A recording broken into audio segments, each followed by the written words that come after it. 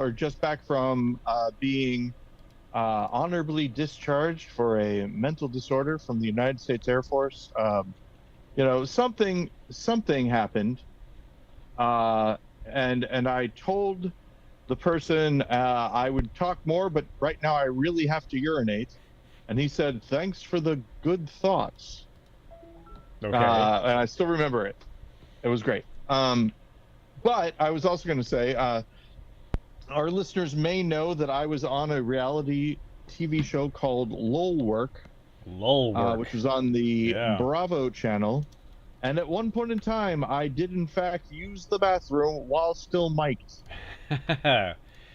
And apparently, it happens to a lot of different people, and the audio engineers, have a time. And while I don't talk about work, the other thing I will say is that if one is in a conference call on the iPhone phone app, there is a mute button that is a microphone with a slash through it. Yes. And if one is used to using a program, I think like Zoom, let me see if Zoom is one of them, where you have a microphone, and if you're on mute, there's a slash through it. Right. You will think that you're muted when in fact you're not muted unless that microphone with a slash through it button is lit up. White. Yeah. Yep, exactly. So I may or may not have used the bathroom in front of a whole bunch of people. Were you going to pick the kids up from the pool? Oh, geez. That still doesn't make any sense, and I hate it. Yeah. It's like saying I've got to go and feed the lizard. What does it mean? We don't want to know. I gotta put more liquid into this racehorse. Exactly. Yeah. I still remember, Ben, this was one of my jokes that I wrote before we met, but that I used at one point in time in your presence, which is, I got to piss like a racehorse in an open field after being rubbed down by my trainer. Keep your trainer out of this. Exactly. Hey, I had this thing when I was in college. I would go to my friends' houses, and for whatever reason, every time I went there, I always had to go to the bathroom. Every single time when I walked inside their apartment, I would proudly proclaim, "I got to race like a piss horse," and it was funny every single time. If you were to do that, I would find it funny every single time. It's one of those jokes. I think Letterman was one of the people that popularized this before memes, right? Before memes were a big thing. Yeah. The idea of every single time I say this, it's going to be funny. Right. Because it's the thing that's funny every time you say it. Like he would be able to establish that. And is pretty cool. And then memes happened, which still which is funny. This is the thing I was going to bring up. Have you heard of why do they call it oven? No. Why do they call it oven? It's a phrase which is, why do they call it oven when you in the cold food out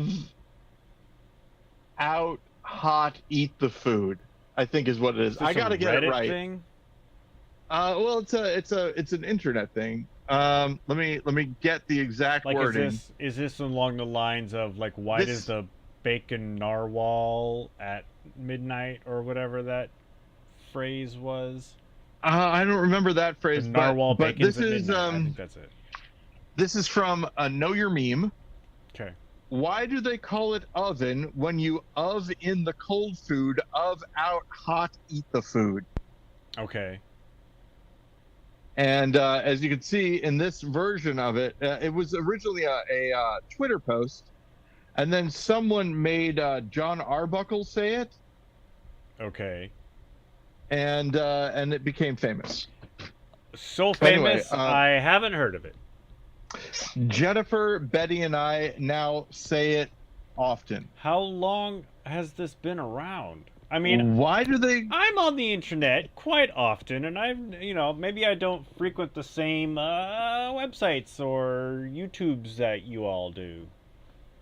It first came out in August 31st, 2013. Wow. It was okay. at the height of its popularity in like 2018, 2019. So it's been around a minute. Why do they call it oven when you in the cold food, out hot eat the food? Anyway, at 4:30, which is in about 15 minutes from now, I'm going to have to go let somebody into the theater, so I will let you know when I'm going to disappear for a bit, but I'm just letting somebody in. At 5:30, some people are going to be here. They have keys, so I won't have to let them in, but I do need to talk with them. And so I will have to leave. What I'm going to do, though, I'm actually going to leave everything on. And so you'll have to vamp. You might be able to hear what I'm saying because we're going to be talking projectors probably right over there. And now is what you're saying going to be recorded? Faintly. Okay. It won't. It's. I'm still using this little microphone here on my headphones. So it won't be a good recording, but you might hear some muffling in the background. Okay. But it's not like what I'll be saying won't be secret. I'm just talking with the director and a tech person for the next show coming up about the projection capabilities of the theater. Okay. Well, awesome. I'm very happy to vamp. Did you ever? For those of you who are go ahead. Did you ever listen to the end of that one podcast where you tuned in an hour early? No, I didn't. I should. Do you remember what episode number it is? 401, I want to say. Okay. Because the last 15 minutes are you wondering where I am, and I've garage banded some music underneath it. Oh my God, I need to listen to it. I will listen to it. I definitely will listen to it. That is awesome. I think it's 401. 401 might be the best episode. Might be my favorite episode. I have yet to listen to it, but it might be my favorite. I might jump to the last 15 minutes. Possible. That's all you need to listen to. Okay. Yeah. And I've heard that some podcasts are being approached by AI creators now. Oh, are they? Asking if their podcasts can be used as data for audio. It's starting, Paul. It's starting. At least they're asking. Yeah, we mentioned this already, but not only is this podcast for people in the future to hear what life is like in the 21st century. That's the main thing. We're hoping that the podcast somehow survives for, we're not taking any extra steps to do it other than putting it on the internet. Yeah. But, we're not going to burn a whole bunch of CDs. No, thank you. We're not doing any extra work, but we're hoping that this does get found and that, people do use this to find out what life was like in the 21st century, at least, from our narrow perspectives, Ben. We're both from the United States of America. We live in different places, both culturally and geographically. Right. But we are in a similar demographic. Yes. There are similar people. Middle-aged white dudes. Yep, exactly. I am, however, maybe in a different demographic than you right now, since I just turned 50. Ah, yeah. I might have skipped to another group. Which means that you are being served ads about medications and other things that they generally sell to older people. While I think I'm in that. Demographic. Let me see. Well. I'm gonna open up my Gmail for a second. I'm gonna see what ads, what promotions It has for me. While you're doing that, I was actually listening to a sports talk radio station, and a lot of the ads were for hair loss medications, and divorce lawyers for men. Yikes. Who listens to sports talk radio? Wow. All right. So that's the name of the company, Divorce Lawyers for Men. That's the name of the company. Oh no, that's too bad. Harry S. Truman's grandson performs "Give 'Em Hell, Harry" at a local theater. Okay. That's one thing that I have. I'm deleting these as I get it. Pod swag, gear for podcasts. Hey, Zazzle. relevant. Zazzle is a what? What is this? Zazzle? Yeah. Apparently it's a. Do they make it's T-shirts? A thing that they make cards apparently. Make cards. Yeah. Best Buy, obviously. Heroic Adventures. That's my local comic book shop. Doesn't count. I signed up for those newsletters. Casting Frontier. Oh, I used to be an actor on commercials at one point in time. NAACP. Yeah, there you go. The Brazens. Spotlight Wilburton, a mixed neighborhood featuring residential streets and green spaces. It's a place in Bellevue, apparently. Bellevue, so real Washington. estate. That's right over there. Yeah. Something from Washington State Parks. A place that sells Jewish traditional clothing. From my brief time in buying Jewish traditional clothing online. Musician's Friend, obviously. You probably get stuff from Musician's Friend as well, Ben, I'm guessing. Dick's Sporting Goods. Interesting. These are all emails you've received? Yep. Samsung. Korean 101. Bombas. They sell socks. Temu. Some sort of online thing. Japanese Pod 101, Shoe Carnival, Illinois Equality Media. Illinois Equality is Illinois, like union and equality thing. Kickstarter, Coolia, which is a knife company. Misfits Market, they sell ugly vegetables. Yeah. Books A Million, which is like Barnes and Noble. It's around here in Southern Illinois. I don't know if you have one. Old Navy, The Gap, Duke's Seafood, Ben. I still get things from Duke's Seafood. Where is that? It's in Seattle, Washington. It's a seafood place. Okay. Why do they call it seafood when you see in the cold food, see out, hot, Christ. Eat the food? Panera used to be called the St. Louis Bread Company, Ben. I don't know if you know that, but true. Wayfair, furniture store. Yelp. Michaels. Are you familiar with Michaels, Ben? Yeah, it's a craft store.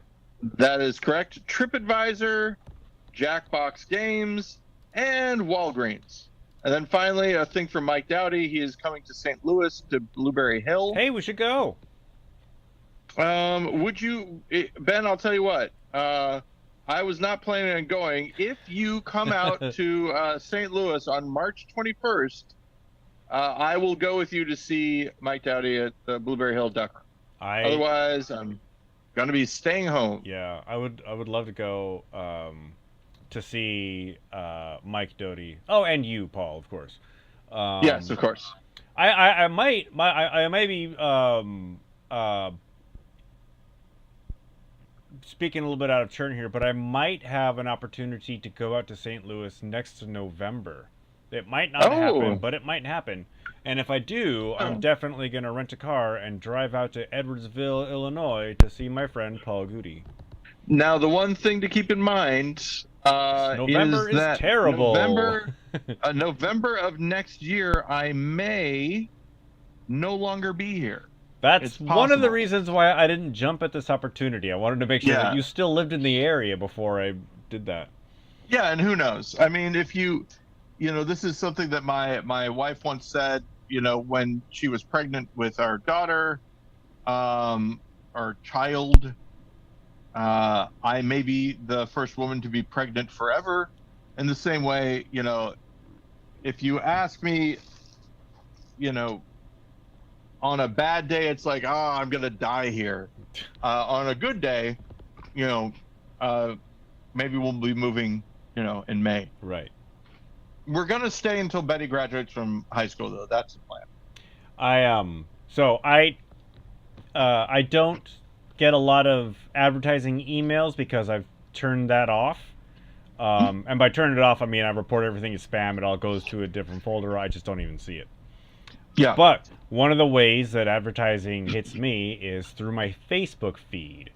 So yes. Allow me to scroll through my Facebook feed right now to tell you some of the ads that I get. The first thing is a promotion for a Facebook group called Things of the Past.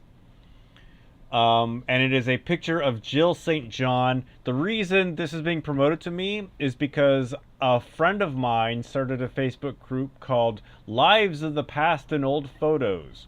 And he posts pictures of pictures of old cars, which is why I signed on, because I'm like, oh, he posts pictures of old cars. I like old cars. And who's Jill St. John? An old actor. Okay. An actor from before. I'm not saying that she's old, but she's, you know, an actor from a long time ago. Really quick, you talking about old cars. I believe if you and I were going to be in the exact same demographic for something, yeah. If somebody had a Facebook feed that was all pictures from old magic acts, people doing, you know, photographs of people doing like conjuring tricks, sleight of hand, illustrations of that kind of stuff. You and I both love that stuff. Yeah. Even though we are both neither of us accomplished magicians. We are accomplished hobbyists. Yeah. At the most. All right, go ahead. There's another one called Chiefs Kingdom Memes. It has to do with football. Let's see. The Kansas City Chiefs? Yes. Are you a fan of the Kansas City Chiefs? I am not, but I am a fan of the Seattle Seahawks, and so it thinks you like one football team, so you must like all of them, which is not true. Gotcha, okay. The Stranger... My friend Scott Zilnowski is a Chiefs fan. The Stranger is a local newspaper. I'm not a friend of theirs on Facebook, but I did receive something from them. It's where you sit on a Seattle Weekly and pretend it's a different newspaper. Right? Is that? I think it works. Okay. Board Game Geek. Now, granted, a lot of these are Facebook groups. Sure. Board Game Geek is, I guess, where people post pictures of their board games on their walls. Mm-hmm. This one is just comics. Gotta like that. Yeah. IGN, which is a tech publication. Let's see. Normally it doesn't take this long to find the ads. DVF Preservation Nation. This is another one of those groups related to Things of the Past, and this is showing me a picture of a downtown of some sort from 1906, and then comparing that same view to 2015. Friends Unseen. This looks like a Friends, the TV show, fan page. I am not a fan of this page. I don't know why I'm being served this. Maybe it has something to do with the recent death of one of the cast members. Yes. Famously, David Schwimmer knifed. That's how rumors get started. Oh no! Matthew Perry died in a hot tub, I believe. Page 6, which is a tabloid magazine, I believe. And I think so as well. I'll just have a couple more. Sportskeeda Pro Football, another football thing, because you like one football team, you must like all of them and want to see everything. Vibe, which is a publication, and Heard of that one. Being Libertarian. I get a weird feeling off of it. Being Libertarian 2.0 has been suggested for me. Wow, Ben. Yeah. Now, of the two of us, I'm the one that used to be the treasurer of the college libertarians. Yes, you are back the when one libertarians that used to do that. were different than they are now. Not as right wing. I know it's hard to believe. Yeah. I know it's very difficult to believe, but for a time, they were more about just no laws whatsoever. Closer to anarchists than they are now. At least the ones that I was around during that time. I'm looking up. Oh, here it is. So, there was there's a thing about how libertarians are like house cats. Have we talked about this before? Give them like tiny laptops and they act like they're using them as well. They are convinced of their fierce independence while utterly dependent on a system they don't appreciate or understand. Ooh, I like that. That's very nice. It describes me when I was a libertarian very well, yeah. I think. So, Ben, just so you know, I've been eating all the way through this, and I do apologize. You have been eating. I have noticed. I've been eating Kix. Kix are for kids. Yeah, they're it's really good. Kix aren't actually for kids. That's a different cereal that rhymes with Kix. Kid tested, mother approved. Ben, I want to tell you something that only moms can approve breakfast cereal. Can you read it? Kid tested, parent approved. They updated their box. Yeah. Yes. And I did that on purpose. I roped you in. There was because why? Because you want to see if I because the doctor was a woman, Ben. When I was in the grocery store and I was buying ramen, and I don't know if you remember this flavor of, I think both Maruchan and Top Ramen had this flavor. But the flavor is now no longer a politically correct word to say. They now call it soy sauce flavor. Do you know what flavor I'm talking about, Paul? You were talking about, of course, Ben, Oriental flavor. Yes, which Oriental flavor, which I didn't know was soy sauce flavored, but there you go. I never know. There is a correct time to use the phrase Oriental, but I don't know when it is, so I don't. When you're talking about rugs. Well, that's the thing, is that, like, things and not people? Things and not people, right? But also, it gets weird because, like, if you're talking about culture, right, wouldn't it still be Asian at that point? And really, honestly, I mean, the key is to be more specific, if you can be. Yeah. That's the thing, is that it's not just, I mean, obviously there is a difference between, the correct time to use it, but also it's just like, well, I don't, I have to mention this. Again, don't talk about work, but I was, for no reason whatsoever, doing a sort of inclusivity, class, thing. What one might think, maybe it's part of mandatory yearly training on things or something. But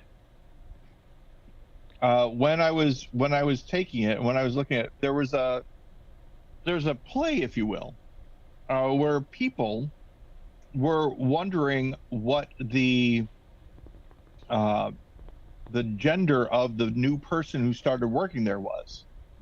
And they were like, how are we going to find out? We've got to trick them, or we have to, do this thing, like there's a sort of, this was a pat situation. Yeah, but wait, this is a scenario, or what? We're watching a scenario on a video. Okay.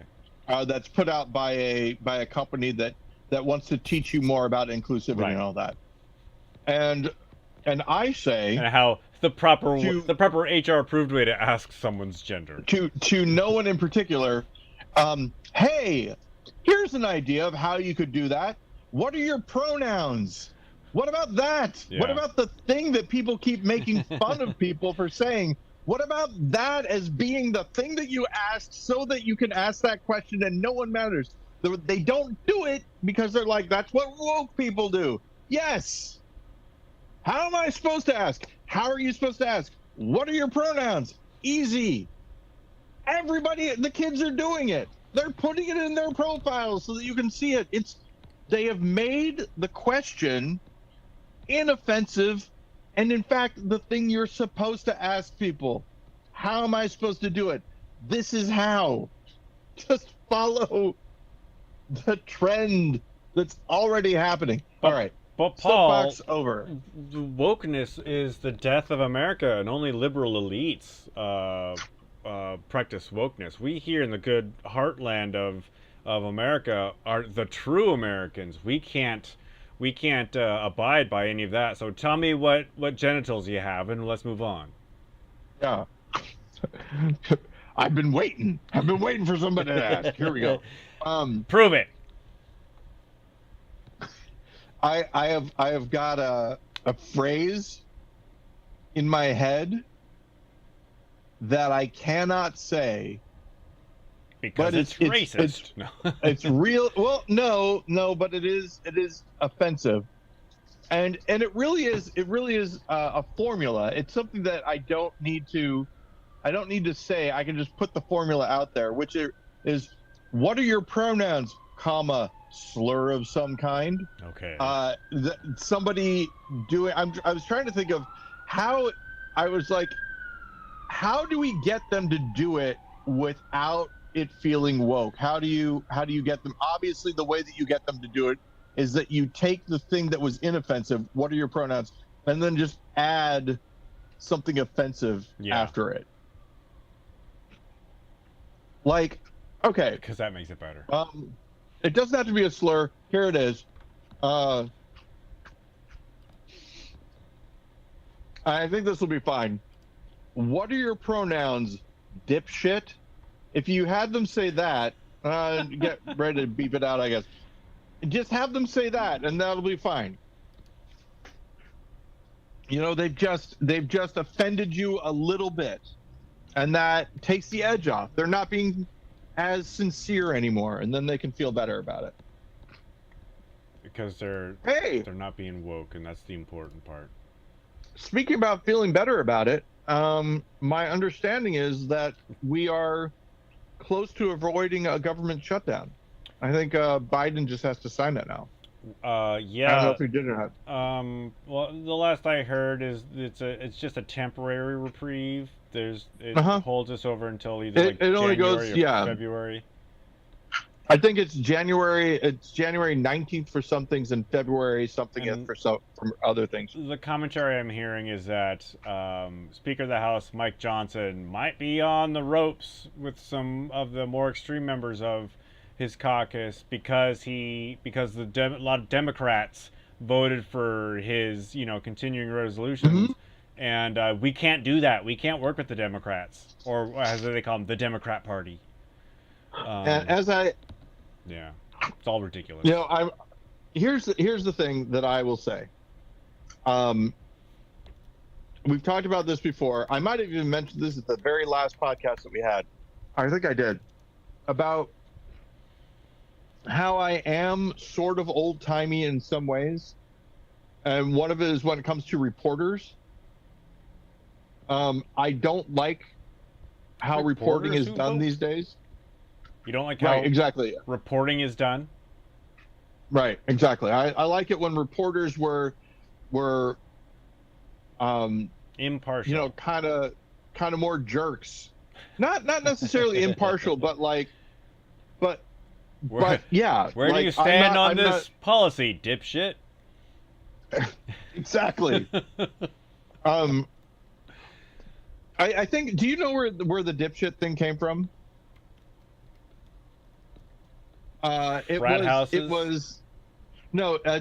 Jennifer and I were talking about Peter Dinklage. Yeah. And the idea was a pickup line that Peter Dinklage could use on Jennifer that would still work. On Jennifer specifically. Yeah, well, yeah. I mean, just in general. Okay. Or me, probably. Let's be honest. He has a fan. The thing that we came up with was, "Come on, dipshit." That was like he could just walk up and say that, and you'd be like, "Yeah, all right, sure, I'm doing that. I'm down." Peter Dinklage, famously going to be in the Toxic Avenger soon. I do not know that. Do you know what other casting has just been announced? No, please Paul tell me. gonna guess the news. There is a casting announcement that might happen. Nothing's been confirmed, but just a lot of like, this person is talking to this company to possibly play this character. Okay, well, let's go first. Is it a superhero movie? It is a superhero movie. Is it the MCU? Yes. Is the character Mr. Fantastic? Yes, it is. Oh my God, Ben! I don't know this. I don't know this at all. But this is exactly what I was doing. This is like, well, who do I want it to be? Yeah. Who do I want to see? Who do you want to see play Reed Richards, Mr. Fantastic? Oh man, I don't know, Ben. His fire's very hot right now. I'll give you that. The actor? Yeah, he's been in a couple of big, high-profile things lately. Wow. And he's not who you would expect, but when you think about it, he's like, yeah, I can see that. Is it the guy from like The Mandalorian and The Last of Us and what's his name? You got it. What's his name? Pedro Pascal. Pedro Pascal is rumored to play Reed Richards. Yes, absolutely yes. I would. Yeah, do it. Him and everything. Yeah. Did you see Prospect? Have I asked you this already? Have you seen Prospect? I have not seen Prospect. Oh, Ben, do yourself a favor and watch a low-budget but well-done science fiction show starring Pedro Pascal. Okay. As an interesting, conflicted anti-hero. Is it where can I find it? I want to say maybe Netflix, maybe Amazon Prime, one of the or Hulu, right. one of the three main ones. And here's the thing, and I can't believe, the listener, I did not know any of that stuff. This is just me hoping for the best and the best happening. Yep. Because Ben, I think we've talked about this before. Fantastic Four. One of my favorite superhero groups. Yeah. And the reason is because they have a reason to be together. They're all related to each other, and that's a big thing. The first family of comics. But also, I don't think that they've ever had a fair shake in the modern days. It's an interesting chronology as far as Fantastic Four movies go. I did when the fourth one came out, not the most recent one. Yeah, I think it was the most recent one. I did a rewatch of all of them, starting with the original Roger Corman movie. Yeah. Now, you probably know the backstory of this movie. It was never intended to be released. They just convinced Roger Corman to make it. I don't even think he knew, none of the actors knew that the movie was not intended for release. I can't remember who it was. Sony, maybe, only made the movie to maintain the rights to the IP.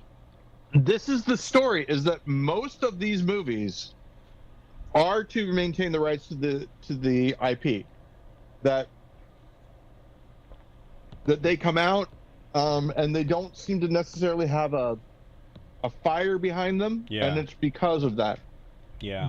Okay, so is he the first person that they've mentioned? Do they have any other information? No other information, like no other actors, no even like movie, right? I think Fantastic Four is one of those properties that Marvel keeps trying to jumpstart, and for whatever reason, it can't. It just can't get off the ground. You had the two movies. You had the Fantastic Four, and then Rise of the Silver Surfer, which weren't very good. Didn't do very well at the box office, but they made a sequel after the first one. And then you had that other one, Fan-4stick, which I can't remember who directed that one, but it was critically panned, and the fans hated it. But Mr. Fantastic made a cameo appearance in a recent Marvel movie. I can't remember which one. And by recent, I mean like within the last 5 years or so. I don't remember. Yeah. Played by the guy from The Office. Yeah, John Krasinski. I think it's... Yeah, John Krasinski. Ted Kaczynski. Yeah. John, whatever. Yeah, John. So a lot of people thought, oh, that we're going to get another Fantastic movie starring that guy. But I guess that's not happening. Well, if I remember correctly, it was one of the alternate universes deals, so he was able to show up for that without necessarily being the main guy. But the thing I was going to say about it is, when you think of the comic character, you don't necessarily think of Pedro Pascal, right? But the way I feel about comic movies, it doesn't have to look like the comic book. It can be because, and sort of, the Into the Spider-Verse sort of, epitomizes this. There's so many different things that you can do with the art. Right. Yeah. That putting it into the real world, it could be just about anything, and it doesn't have to be true to what came before it. You can put white in his hair if you need to. As an example, Reed Richards famously with the white at the temples. Yeah. But now the question is, who would you want for the other people? It's too late for Danny DeVito as the Thing, but I've always thought that would be Danny DeVito as the Thing. Yeah. If you have a CGI Thing. Oh, do you think the Thing would Danny be CGI? DeVito saying it's clobbering time, it would totally work. Hang on, I gotta answer this. I think she's outside. All right, so Carolina? Ladies and gentlemen, you may be asking yourself, I am. Danny DeVito as the Thing. Yep. Why would you do that? Why would it? What reason would you have for it? All right, be right back. And the idea is that, the essence of the Thing is not who the Thing is physically, right? It's his attitude. It's what's behind him. And I think, and correct me if I'm wrong, but I'm almost positive, Danny DeVito is a New York guy. And I feel like that's who you have to cast as the Thing. New York. Someone who is a full-on, Brooklyn guy. Brooklyn, I'm not sure. Yancey Street, is it? Yancey Street, I think, is where the Thing is from. I could be off on that, but yeah. So you could, like I said, go with Danny DeVito for that. Lots of other options. Sorry, I was laughing because I was thinking of Tracy Morgan as the Thing, and how It's Clobbering Time would be great. Probably, I feel like he was injured recently, but it might not have been recently. It might have been a while back. But just think of New Yorkers. Don't think of the body as much. Just think of people from New York who would work, and that's what I think as far as the Thing goes. The Johnny Storm character and the Sue Storm character. I have returned. I think if you could go for like a real brother and sister, that would be really interesting. I don't think they've done that yet. Of course, you can't really. Jake and Maggie Gyllenhaal too old at this point, maybe, but maybe not. I don't know how old those guys are. Actually, are they older than us, or are they our age? Jake and Maggie Gyllenhaal. What about Jason and Justine Bateman? Too old. Okay. But I like them both. Jason Bateman's. Are we still talking about Reed Richards? No. We're talking about Sue and Johnny. Sue and Johnny. They're brother and sister in the comics. So what if you were to cast brother and sister to keep the realism going? Who are famous brother and sisters right now? Well, and then again, Sue's married to Pedro Pascal. So how do you want to do the age there to make it?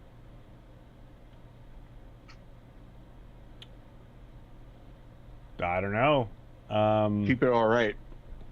I mean, Pedro Pascal, he's my age. He's like 40, 46. I'm 47. Older than Pedro Pascal. You are older than Pedro Pascal. That's crazy. Why is he daddy then? No, hey, come on. Let's not. Eat the daddy. Not the mama? Not the mama. I do not know of I cannot think of any famous brother and sister acting couple.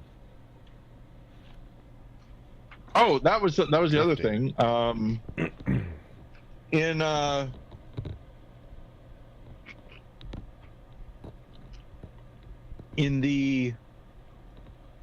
the most latest one, I forget exactly who played who, but they did do some departures as far as the race of the characters from the comics into the characters, but I forget exactly who like his Reed Richards dad, I think, was in it. And then I think or was it Sue Storm's dad? I don't remember. It was confusing. Anyway, the point being, you don't have to have all white people in the Fantastic Four. There are families that work differently. Yeah. And therefore, possibility.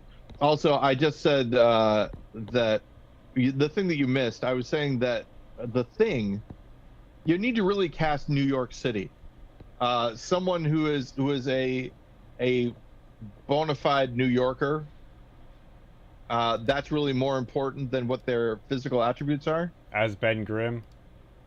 Yeah, and so and then I started laughing because I was thinking of Tracy Morgan as Ben Grimm, and his read on its clobbering time would just be great. Yeah. But then I was like, I think he's been injured recently. He was in maybe he got better. He was in a pretty serious car crash a number of years ago. Okay, that's what I was thinking. Yeah. So it's been a while. Yeah. And then I was thinking maybe I should watch 30 Rock. I haven't watched that. You've never seen it? Well, I mean, I haven't watched it lately. As much as other people. Oh. Yeah. I've seen all of it. It's one of the best TV shows on TV. Okay, good. Because Werewolf Bar Mitzvah I like a lot. Yeah. The way that joke works. And then one joke that I just saw recently, which is Sling Blade and Oprah as improv suggestion. Right. You may have watched the same YouTube video about 3 jokes in one line that I watched. Yeah. Yep, exactly. So good. Yeah. That's a good joke. There's a line from 30 Rock that I would always say. Liz walks into Jack's office and he's wearing a tuxedo, and she's like, Jack, the benefit was canceled. Why are you in a tux? And he goes, it's after 5, Lemon. What am I, a farmer? Nice. Yeah. I remember that. And then of course the jokes that they told that you had to be a part of in order to get can't have a lemon party without old Dick. I was about to say that one. Yes, when they had Buck Henry saying that. Oh my gosh. And you know he knew what he was saying. Oh yeah, of course he knew. They had to tell him if he didn't know already. Oh, so good though. So yeah, I have seen enough of it. Yeah. But I'm watching Monk. Oh really? And I realized that I watched more of Monk than I thought I did. Yeah.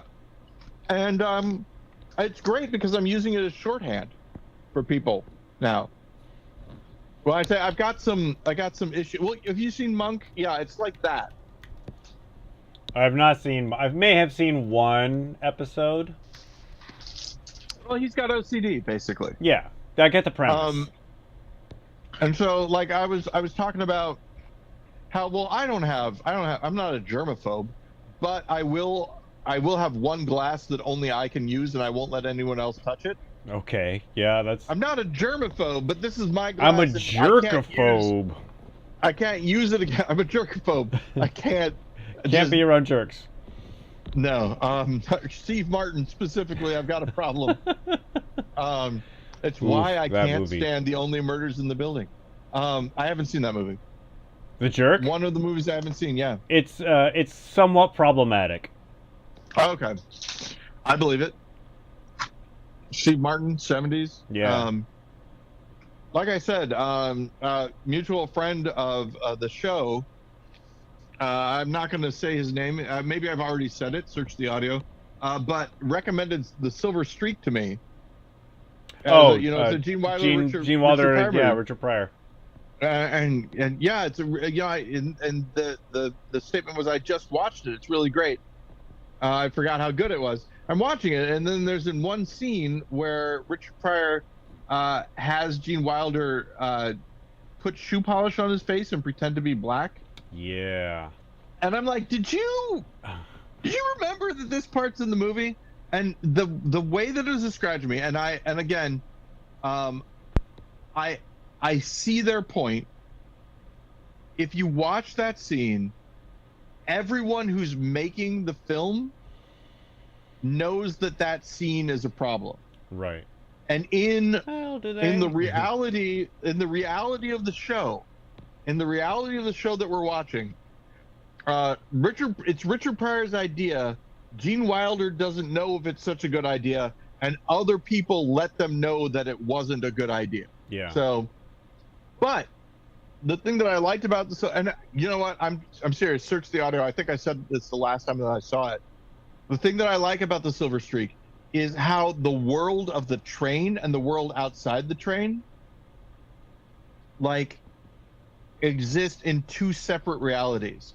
And Gene Wilder moves between those realities. He gets kicked off the train, and then he gets back onto the train. Okay. And it's really interesting because the people that are on the train, their lives don't change. The rooms that they're in are the same, right? Yeah. They're always in this thing. But this other guy has to go, Gene Wilder's character has to go through a journey over all these different places and seeing all these different people. It's just an interesting dynamic. I don't know if I've ever seen it. Oh, Silver Streak. It's about a train, and a murder happens, and then a hilarious thing happens, and then later on, Gene Wilder's back on the train. I'm kidding. It's again problematic. Yeah.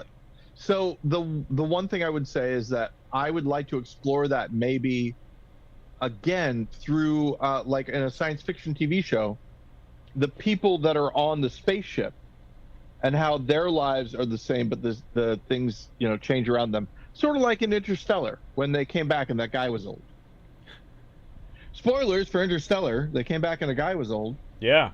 Because of the gravity of the situation. That's there was some sort of I don't know, like a test they did, gravitational, I think, on the space shuttle or something, some sort of spacecraft where they had two watches that were synced perfectly, and then the one that came back from the a couple orbits was just like a few milliseconds behind its friend on Earth. That's why people who travel in planes all the time are younger celebrities and such. Hey, so it's getting to be Actually, you were a little bit late, I guess, so it's not the end of the first episode.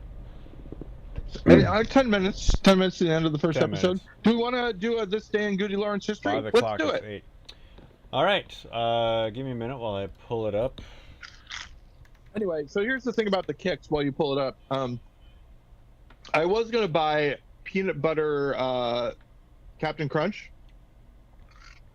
And so I bought the kicks. And the reason is because the difference between peanut butter Captain Crunch and kicks, as far as how big it is and, you know, its sweetness factor and all that, it's very much the same shape, very much the same taste. But the nutrition between the two is immense. A big difference. So I mean, Kicks are more nutritious than peanut butter Captain Crunch? Well, there's not as much saturated fat, for example. And well, you know, that's really the big thing. Paul, so what's your answer to, do you remember what we talked about last time? I do not remember what we talked about last time. We talked about the Joe Adcock GudeLaurance Theater review, the GudeLaurance Joe Adcock Theater Review Mad Lib. I have not found it. I still the piece of paper from that performance from April 7, 2006 is in a box somewhere in my apartment, but I did not pull it out. Yep. Ben did not pull it out. I did not pull it out. Said next month, May 5th, 2006. Ooh, May 5th, 10 days before my birthday. May 5th, 2006. I'd say it was one of our more fun things we did. Really? We did a lot of fun things, Ben, so I'm very interested to find out what this fun thing was. Ninja Exterminators. Oh, Ninja Exterminators. Now, full disclosure, Ninja Exterminators was a name that... did I ever tell you about how I came up with Ninja Exterminators? No.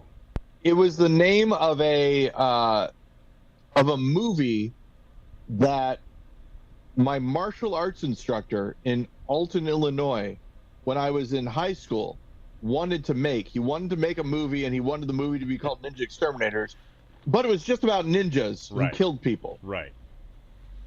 But that phrase stuck in my head, and the idea that it was exterminators who got rid of ninjas in your house. Yep. Stuck, and it stuck with me for, you know, that long, and eventually we ended up making it. And Rick Miller played the Ninja Exterminator. Such a good turn by Rick Miller as the Ninja Exterminator. I think that was the first one of our films where I shot and edited it myself. Where we didn't... I believe so, yes. We didn't work together on it. And you did an excellent job. There's one... I don't know... famously, I can't remember who, somebody actually like pointed this out in the final film and really liked it. So I have my car sitting in front of your house, and it's a handheld camera shot, so it's kind of moving. But I've superimposed a Ninja Exterminators logo where my car is, but it's not tracked, so you can see it move around where the car is. It really is Classic. Nice. You pointed it out to me, and I love it. Classic. If we had intentionally done it, it wouldn't be as good as it is. But yeah, so Ben didn't know what he was doing. Betty is in it. Jennifer famously, is in it. Betty would have been, let's see, May. A wee baby. What was it? Yes, exactly. So she was born on February 3 months, 14th. 2.5 months. Yeah. And Betty there's a stunt double where I just have something else wrapped into a blanket and I'm holding. Because we did some reshoots. I remember going back to your house and doing some reshoots. And yeah, Rick Miller again. Can't say enough about what a good job he does. Yeah, because he not only does he play the Ninja Exterminator, he also plays the ninjas. Yes, he is all the ninjas and the Ninja Exterminator, which I thought was a very nice touch. Yep. And good editing as well, I believe. Very good editing, not if I say so myself. Yeah, yeah, yeah. So yeah. So maybe in the show notes, put a link up to Ninja Exterminators so people can watch it. Ninja Exterminators.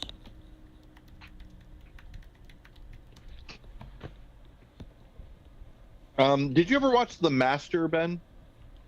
The Master Ben. No, I did not. No, no, The Master. Just The Master. It's Lee Van Cleef. I no, haven't seen it. Plays a ninja, Whatever happened to Lee Van Cleef? That's what Premise always says. and I think one of the Van Pattens, uh, Dick Van Patten's child, I believe. Let me look it up to make sure I'm saying This the is right a thing. recent-ish. Oh no, no, no! 70s? This is a Stephen J. Cannell joint in the early '80s. The Master. Oh man, I kind of want to look it up and see.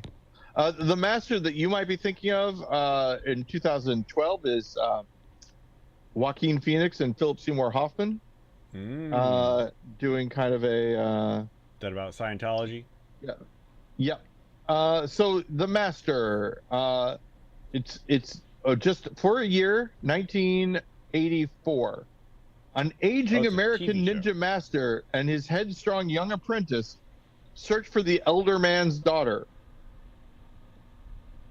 Timothy Van Patten. I was right. Timothy Van Patten is the student, and Lee Van Cleef is the master.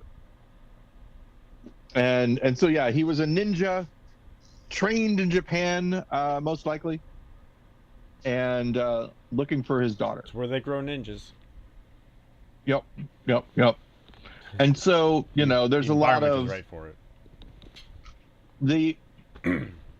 I mean, the thing, of course, I do realize that ninjas are, in general, Japanese folklore character, but we should mention, of course, in real life, ninjas did not wear black, did not, have the classic ninja thing. That's a Is that a Hollywood concoction? Of well, it's sort of the idea in theater, and we do this in the West as well. Stagehands wear black so that they the idea is that they're supposed to be invisible. They're not there. Yeah. Right. Same sort of thing. So by wearing the black clothing, the ninja of what often strikes at night in movies and stuff like that. Well, you're showing them as someone who is invisible, as someone who cannot be seen by those around them, basically. Iron Monkey, Chinese film, very much plays into a ninja type character as well. Did you ever see Iron Monkey? It's really good. No. You must have seen it. I'm sure that I made you watch it at least for a little bit. It's possible. I just don't remember it. Yeah. Look at this. I found out I can put kicks on my fingernail. See this? No, where I is can't it? see it. Oh, there it is. See? Kicks Oh, on the look at that. fingernail. It's fun. I've got a bag of Live a little, Ben. cheddar and sour cream ruffles here. That's my snack. I won't eat it on camera or on podcast. Well, it's because I'm going to be here for a while today working, and so I'm just going to... I don't want to spoil my dinner. I'm going to go and get some food. Are you going to be doing videotaping, obviously? Video editing. Video editing? Yeah. I received a hard drive from a shoot of a job I'm working on, and I'm working out a new workflow because I've changed my whole setup here at the office. And no longer am I using the Hackintosh I built 4 years ago because sadly it just can't keep up, and I'm not going to update it. So I'm using my laptop, and because my laptop is more capable than the computer that I built 4 years ago. Oh, all right. So yeah, I'm working on a new workflow here, just with like proxy files and high-res footage off on a server. So got to figure that out before I really get into this job. Oh, well, The other thing you need to figure out before really getting into this job is what you're going to do between now and the next time we meet. And I'm going to suggest that what you do is keep it wrong. Keep it wrong, Paul. I'll talk to you next week for a little bit. Next week. Then I'll have to leave, probably halfway through. Okay, and then I'm going to vamp for the next half hour afterwards. And then are you going to come back? Yeah, I don't know what's going to happen, but okay. I'll leave everything on. So you'll be able to see my empty chair and probably hear my empty voice from... And if you aren't back by the end of 2 hours... yeah, just go away. Well, this one, that one, I'll just go away and I'll upload it and I'll try to remember. Yeah. Ben, keep it wrong, pal. Keep it Talk wrong. To you next week. Bye. Bye. I'm going to pretend like I don't know how to shut it off because otherwise people aren't going to be used to it. And then we start anew. GudeLaurance! Paul Goody!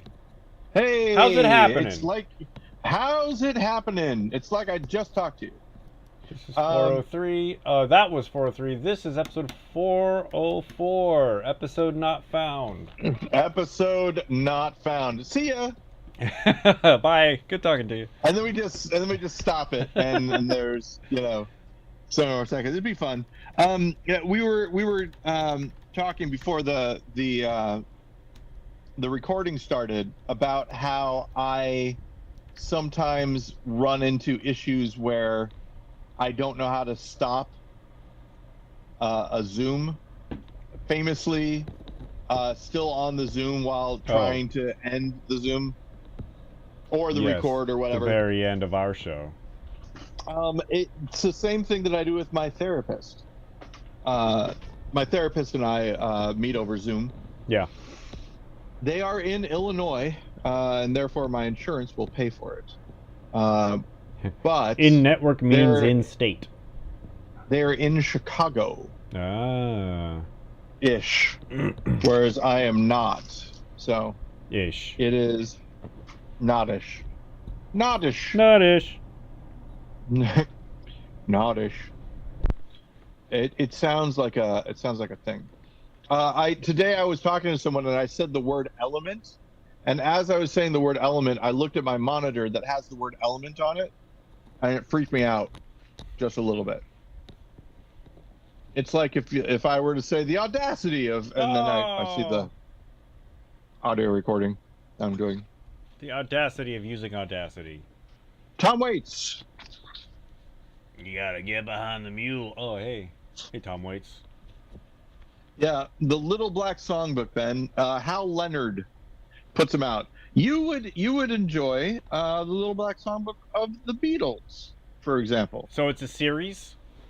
Yep. Because Little Black Songbook about I have giant songs. songbooks of the Beatles. I have 2 full volumes of, I think, almost every single Beatles songs with guitar tabs.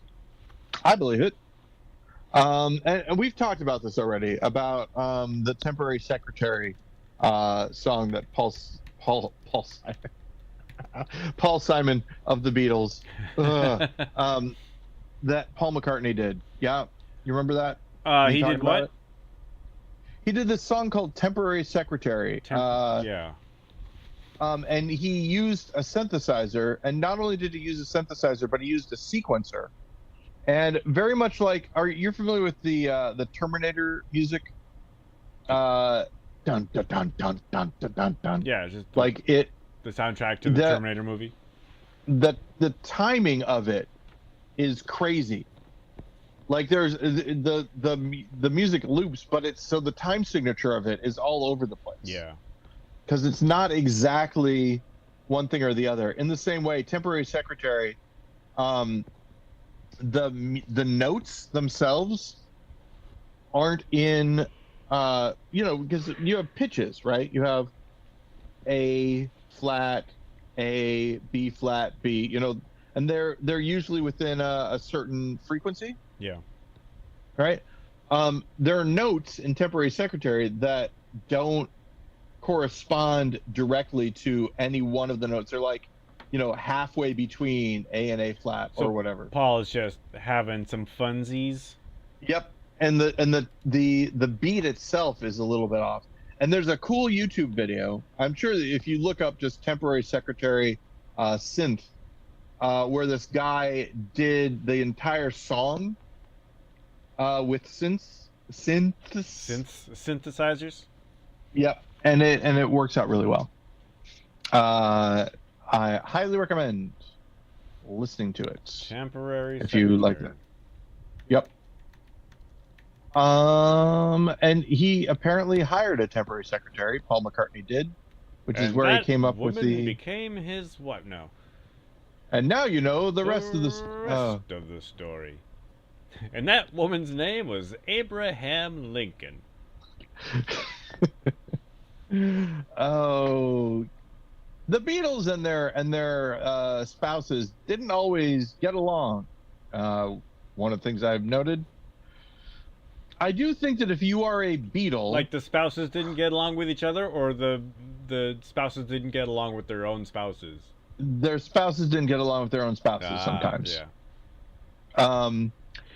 I figure if you're a Beatle, having a compromise with a partner is sometimes hard. I think they were both because you're married. You're one of the Beatles. They were both married a couple times, or they were all married a couple times. Oh, Julian Lennon changed his name to Julian Lennon. Did you know that? Julian Lennon changed his name to Julian Lennon. That's what I heard. Yeah, because his name used to be John Lennon. I think it was John Julian Lennon or something like that. Oh, he had or Julian John Lennon, something like. He took the John out. He took the John out, Ben. Yeah. Mark David Chapman also pick the kids up from the pool. No, and just I was making you didn't hear it. I said it under my breath. The microphone maybe picked it up. So I took the John out, and then I said Mark David Chapman also took the John. It was a oh my bad, God. I couldn't not do it though. It was a. He took out the John. Oh, geez. Toilets. So, John Crapper, inventor of the toilet. And then they named it after him twice. I don't know if it's actually true. Probably not. Probably not. The WC, Ben. The WC Fields. Never go to the bathroom with children or animals. Yes. Apparently, W.C. Fields, an accomplished mime, I want to say also. I don't know, he had vaudeville skills. Lots of different skills that he's trapped in that glass box. I haven't seen a lot of W.C. Fields stuff. I don't know if I've seen any. I mean, I'm sure I have at some point. Apparently, Jennifer's grandmother used to say, "Get away from me, kid, you smell like candy." Is that a famous W.C. Fields line? Well, W.C. Fields says, "Get away from me, kid, you bother me," or something like that. So, interesting. I was at the dentist recently, and I mentioned that I have a weird thing that happens. My gum behind the so I have a tooth that was removed, right? It was removed a long time ago. It's one of the it's the back molar on the upper right. Got removed. Anyway, every once in a while, the place where it was removed gets all puffy. And if I push on it enough, stuff comes out. Gross. I was just recently out of getting my wisdom teeth pulled, probably a couple weeks, and they didn't sew up one of the, like, on the top, so it was basically just a hole for the longest time. Yeah. I would constantly get food stuck up there. I remember being at my friend Andy Sabro's house. Was it on purpose that they didn't sew it up? They had a reason to. It's not like they forgot. Okay. It wasn't big. It wasn't like big enough that they needed to, And Yeah. Andy and I had gone to like McDonald's or Jack in the Box or something. And I remember we go back to his house to play like video games or something. And I could feel that there's some food stuck up there, and I'm working it over with my tongue. I can't get it. I get a toothpick. Uh, I get a toothpick and I pull out this wad of French fry that is all bloody. yeah. And I just The about backs of my legs are hurting right now because I'm getting squeezed out. And then I ate it again. No, I threw it away. It was Yeah. yeah, it was pretty gnarly. So anyway, the thing about it is that every time I go to the dentist, I mention it, and they even x-rayed it. There's like, well, there's nothing, there's nothing there. And I was like, okay. And then I went again, same dentist, same people that I always see, and I said, it's this thing is still happening every once in a while. The puppies. Don't understand it. And he's like, well, it could be a nerve that's dying, and that's what's happening. I'm like, well, it doesn't make any sense because it's behind the tooth that I mean, it's from the tooth that I lost. Maybe there's something in there. And he's like, well, what we could do is we could have you go to an endodontist or something like that. It's a person who works on the inside of teeth, and have him take a look at it. And I went, yeah, maybe. And it's, the first time that they're listening to me and they're offering something. Right, and I'm yeah. like, yeah, maybe. I don't know. And I realized I mean, it's a self-correcting problem, right? I just push on it a little bit, and then the problem goes away. And I realized that I'm still feeling like I did when I didn't have any health insurance. Like, I don't want to take the chance of all of a sudden having to pay a lot of money for something. There's a stigma that guys have, which is they won't go to the doctor, right? It's Yeah. it's not for all guys, but it's sort of like a guy thing. It's not I'll deal with it. I'll cope. I won't go to the doctor. Who knows what's behind it? For me, for the longest time, I didn't go to the doctor because I didn't have health insurance, and so I didn't want this big Yeah. medical bill. I do have health insurance now. It's through the Affordable Care Act, so it's not the best health insurance, but it's something. Mhm. And I'm at that age where I'm like, well, maybe I should probably deal with some things that I'm noticing, because I am 47, and I'm not like Yeah. a 22-year-old kid who bounces back from whatever. So I've gone to the doctor a couple times complaining about various things. Even went to a specialist once, and after like waiting 3 months to get an appointment, and every single time I've said I'm concerned about this, or I'm concerned about this, or I'm concerned about this, I've been told, yeah, that's not a big deal, don't worry about it, or that's normal, don't worry about it. And I'm like, you know what, you're not really helping this propensity to not go to the doctor if something Yeah. feels wrong. Because now I'm going to be like, oh, Understood. it's probably nothing. Yeah, exactly. Well, until it isn't, and then you're like, well, all right. And that's the reason why you keep going, Ben, just so that you can say, oh, I'll this was keep going. nothing. But it's like, one of the things was like this. I was at the doctor's office. I'm like, yeah, this is happening. It's not happening now. And they're like, well, come back when it happens. It's like when something's wrong with your car, Come back when it happens. Oh, so it happens. I make an appointment. Yeah. I see you 3 weeks later, and then And it's not happening, anymore. right? So, yeah, you just run. You find out where they live, and you run in, and you're pointing now. American healthcare is the best healthcare in the world. Although I will say, Ben, and I hate to be that guy, because I'm not that guy, right? Not that guy at all. There was somebody that I know from Canada, from a kind of a social media sort of site kind of thing. I'm not on social media anymore, but We don't talk about social media. they have. I've heard people complaining about how long it takes them to see a doctor and all that. Yeah. Right. And I'm like, okay, if you were in the United States and rich, you'd be able to see a doctor faster. If you were in the United States and poor, you wouldn't be able to see a doctor at all. So, it's one of those things of like, for most of us, we have about the same amount of weight to see a specialist and things like that. Yeah. But really, honestly, there's a big difference between, I have to wait. Hey, I went to the ER and it took me, 8 hours to see someone, says a person from a place with universal health care. Versus I went to the ER and I got told that they wouldn't be able to cover me, but I refused to leave. So then eventually they had to treat me. That sort of thing, right? The weird sort of,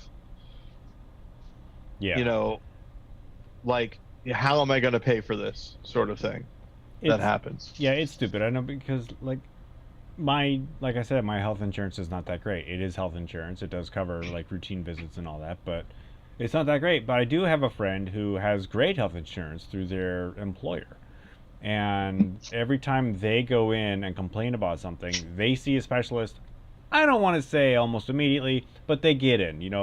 They've had all these tests done because they've had all these complaints about their health.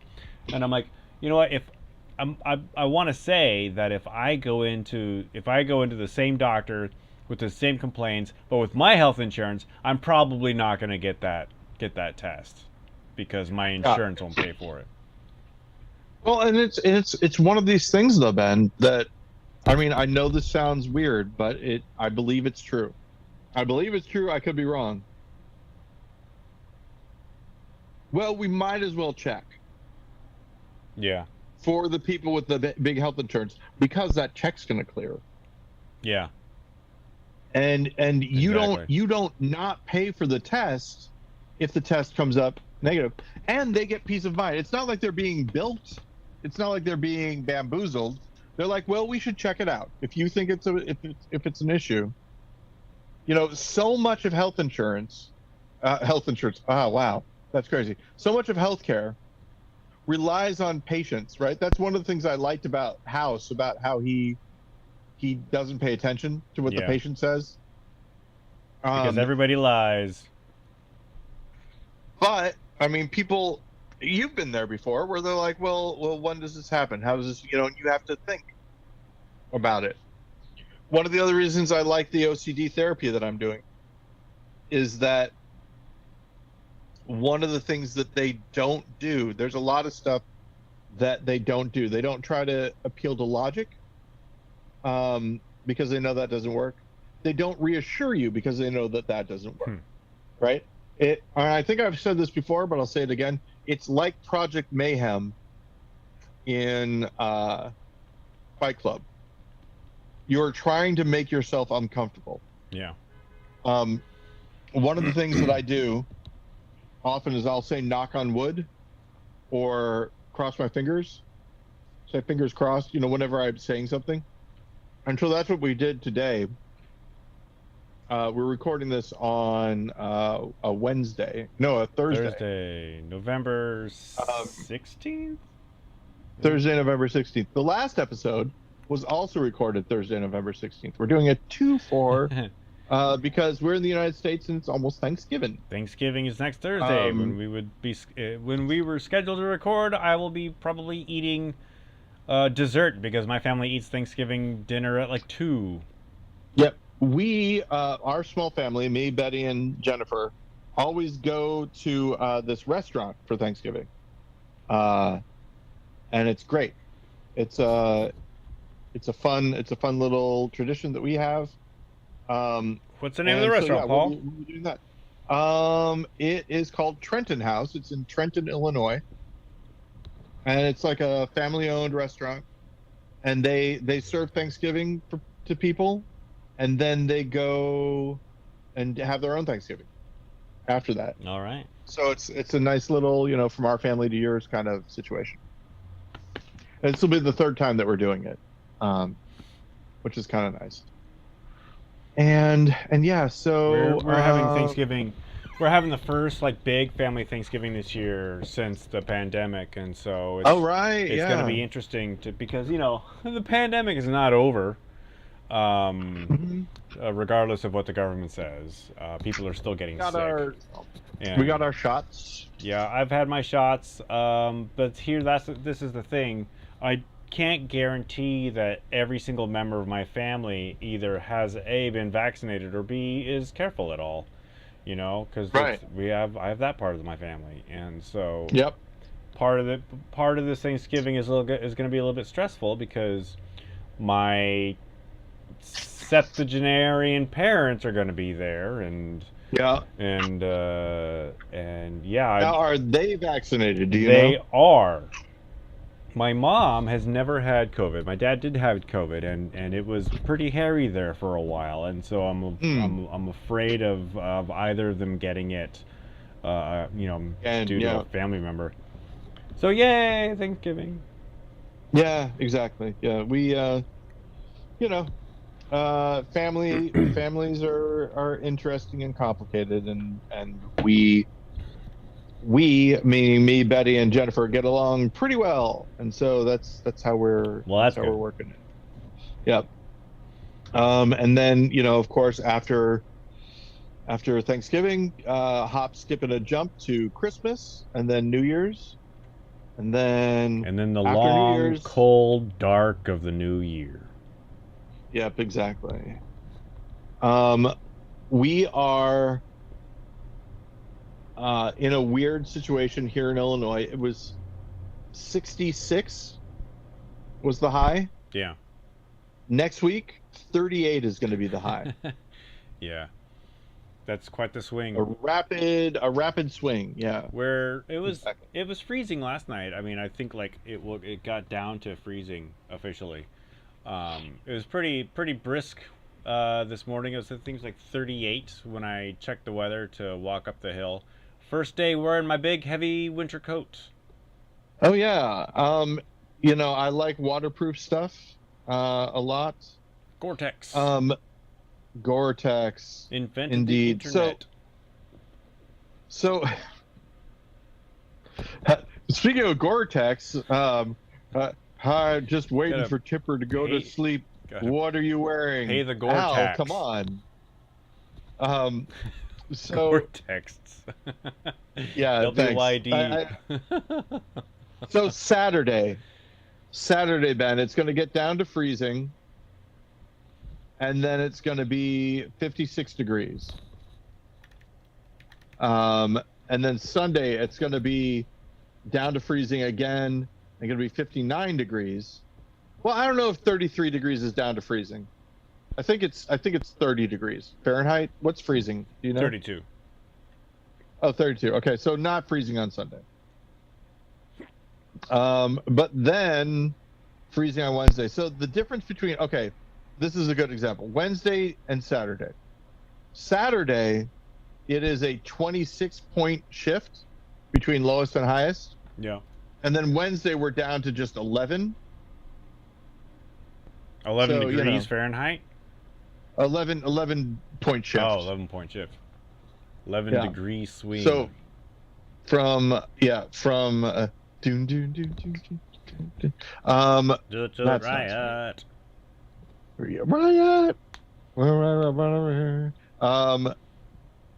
And let's see, on finally, like a couple Saturdays from now. Oh no, not this coming Friday, but the Friday afterwards. 22-degree low, 38-degree high. You got the so yeah. Are your exterior faucets covered up and protected from the frost? From the I know cold? This is crazy, but our exterior faucets don't need it because our pipes are insulated. Ah. Because it gets cold here. It does get cold there. Yeah. That's a problem that Seattle's going to run into. Jennifer and I, we're talking about, hey, if we were to move, where would we want to move to, right? Seattle. Just pie in the sky. Seattle, of course, number one with the bullet. Talked about Detroit, but again, probably not. Minnesota, like St. Paul. Yeah. The Twin Cities. Yeah, Twin Cities. Or the Sin Twitties. Also, maybe the Tri-Cities, just because of where Jennifer's dad's going to be. Right. Philadelphia. Philly. You're going to go as to a possibility. Philly. It's just, all these different possibilities, none of which, may come out. Right. But, I mean, obviously, and we keep talking about this. I know we keep talking about this, and it never gets not depressing. Seattle would be the one that we would want, but it's also, super expensive. So it's an issue. Obviously California is going to be underwater. Some of it. If you go far enough off the mainland. Not as much as Florida, though. So do you know about the asteroid? The asteroid, like a very specific one. Yes. I do not know of. I'm gonna look it up. Something that's on a collision course for Earth in like 300 years. Not in 300 years. So 3 days. The thing that we're talking about is Apophis.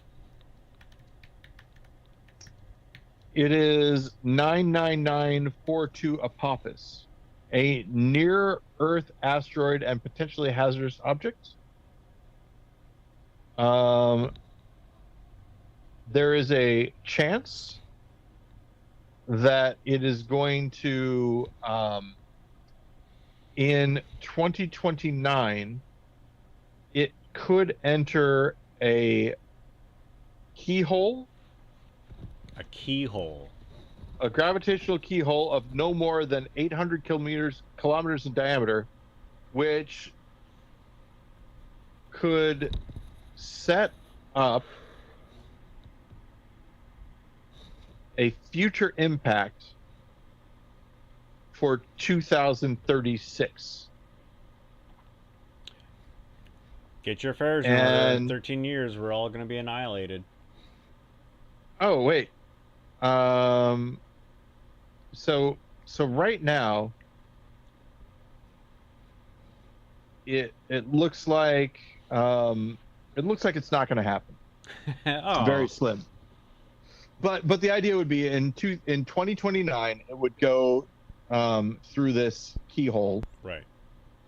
And if it did, right, basically the idea is that the gravity of the Earth would pull it into such a trajectory that then when it makes that 7-year loop, it would hit the Earth. And where it would hit would be the Pacific Ocean. It would cause tsunamis that would wipe out part of California. All the cool parts. Yeah, the coast. Yeah. The coast. The California coast. But the chances of it hitting that keyhole are very, very, very slim. And the idea is that we would be able to adjust it so that it would miss it. Right. I think they've been working on that. They were, they did go up. They sent a rocket up to try to deflect like some random asteroid that wasn't even on a collision course, but just like sort of a proof of concept to see if they could do it. Yep. And so for right now,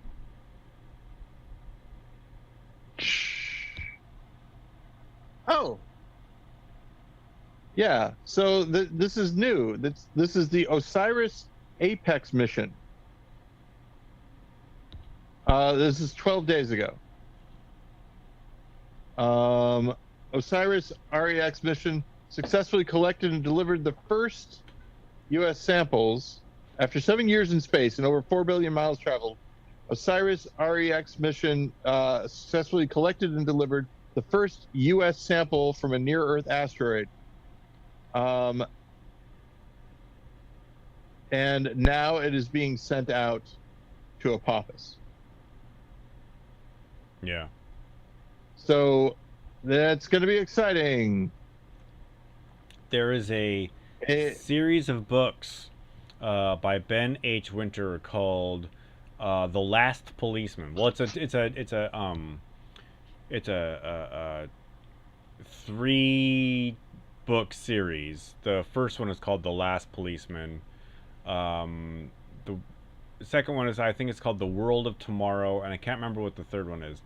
But it is a world where they know that the world's going to end because of an asteroid collision, but this last policeman has one final murder to solve, and so he has to go through and solve it while like everything is just breaking down around him.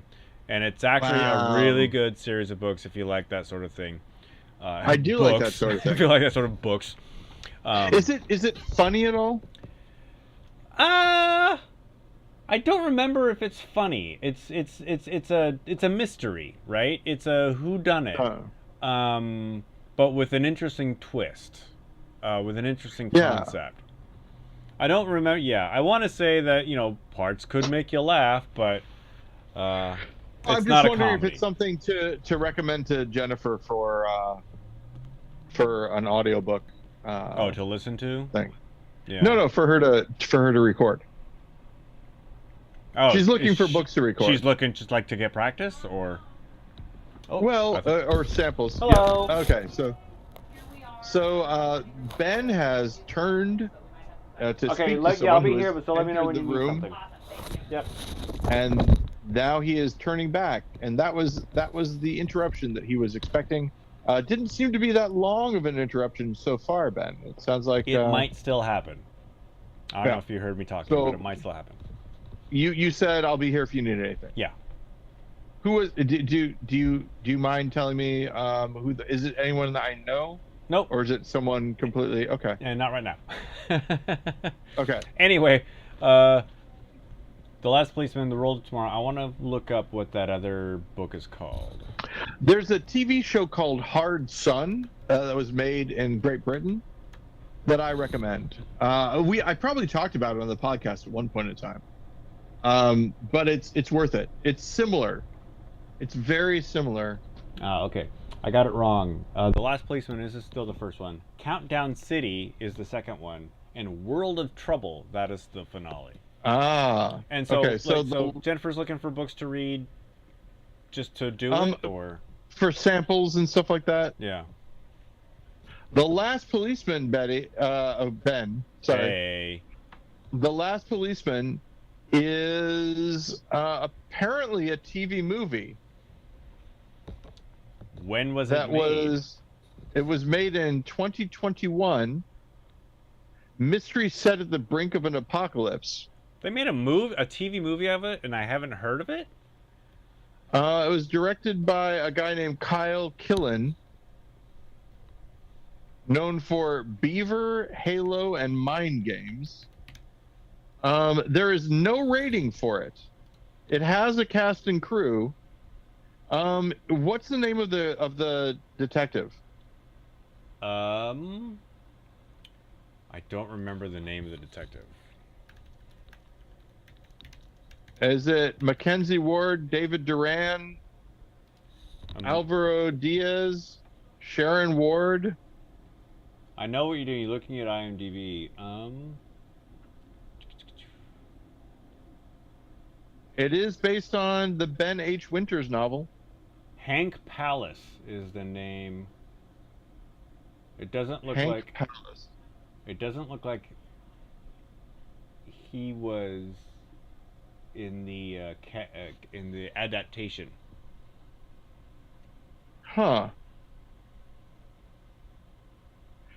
Yeah. Maybe Mackenzie Ward is the The production company's names are Anonymous Content and Chapter 11. I don't have high hopes for being able to watch this movie. Anonymous Content is a well-known group. Who am I thinking of that? So he produced Legion, the TV series, which was good. Oh, he produced season 3. Just based on the top cast order here on IMDb. I'm wondering if they changed the lead Yep. to this woman, Blue Hunt, To Mackenzie, to right? Mackenzie Ward. Yeah. Yep. I think it's possible. Oh, it's listed as an upcoming project. So it looks like it started filming, but maybe isn't done yet. Let's see. It started filming in 2021. What could have happened in between now and then that would have made it not? Well, by 2021, we would have already known what was happening. I guess so. And there's a new thing. Oh, wow. Okay. So there's a TV series coming out called The Last Police that is based on his thing. There's a unknown pilot episode. So it looks like it may be adapted again. I remember really liking the let's books. See. There are bunches of different things that he's written that are being turned into. Is Bedbugs one of them? Movies? No, I'm not seeing Bedbugs. He wrote another book, I think before the Last Placement series, called Bedbugs, which was, well, if you don't like Bedbugs, then don't check out this book. Right. Well, I can imagine. And you know, as someone who I guess loves bedbugs, who likes them? This is a great thing.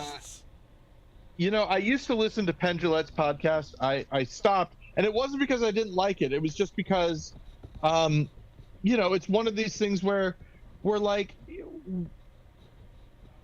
Penn Jillette is an interesting guy. Yeah. Right. But listening to him, it's you get the Penn Jillette of everything. I don't know how to describe it. It's like I know what you mean. I used to listen to that podcast too. I know him well enough that like I can kind of I have a model of Penn Jillette in my brain. Yeah. I can go, well, although real Penn Jillette surprises me sometimes. So who knows? But one of the things that he said that I really liked was, you know, he was complaining about someone who had a friend who was in the hospital, and they were like, oh, I don't like hospitals. And he was like, no one likes hospitals. Oh, you don't like going to funerals. Oh, well, that's interesting. Yeah. You know, no one does. So, yeah, I really hurt my my adopted dad's feelings when I didn't want to go to my adopted mom's grave at one point in time. I just refused to go. You want to see her grave. Yeah. And now I know that I have mental problems, and so that would have been one of the things. But I said I could explain it to you if you want, but I don't want to. You know, I'll talk to you about it later, but I don't want to go. Yeah. You know, and he was very upset with me. But it was one of the first times that I didn't do what he wanted me to. So that was something, I suppose. I remember where my mother kind of stood up, getting very upset when we were all down in Oklahoma, and my great grandmother was in a nursing home, and this was probably going to be, well, it was, I know the end of the story. It was going to be the last time we were ever going to see her, and I didn't want to go inside. I didn't want to see her like that. Mom went in, basically like said goodbye, and I remember that she was probably still, it's been 30 years, very upset over that, and so I still feel bad. So every time I get a chance to like visit an elder relative wherever they may be, I take that opportunity. Yeah, I was cast in Midsummer Night's Dream, and rehearsals were starting, and I needed to go back to college where they were at, and my grandmother was in the hospital, and I said to my dad, well, I can't miss this. I need to go back. And he was like, you have to go and see your grandmother. Yeah. And we had a fight about it, but I eventually went, and then she died. Yeah. So, that was something. It's also where I learned the term barium enema, which is not something that anyone needs to know about. And yet. Oh, hey, Fugazi, the band. I do know of the band. I can't identify their music, but I know of them. Oh, that one. Yeah, I am a patient boy. I wait, away. My time is that song. I found out what Fugazi means finally, as I didn't know. What does it mean? Fugazi is like snafu or fubar. It is a term that they use in the army for something. And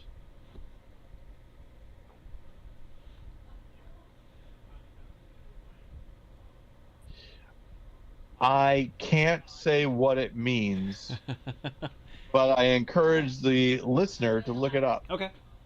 Say that again, Grace? So the reason I can't say is because you can beep it out, right. But that's not why. The first word is the F word. Is it like or an F word? Yeah, exactly. I think so. I think that it's the first two letters of FUBAR. Yeah. That mean the same thing. I think GA is got attacked, and then ZI is zipped up, meaning you got zipped up into a body bag. Ah, okay, yeah. So it's your own fault that this happened?